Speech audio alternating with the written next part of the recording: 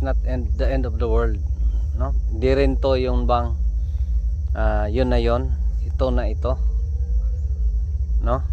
Dahil I know, di lang ako hindi lang ako nagkaganito, no?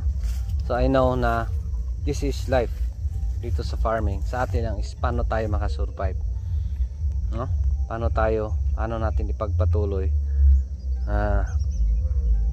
like sa mga issue, sa mga problemang ganito, sa mga sitwasyon na ganito, paano natin ipagtataguyod. Kasi yun nga, parang ito na lahat, no? Again, this is my bread and butter. Dito natin kinukuha lahat. So dito tayo, whatever it takes, tuloy lang, no?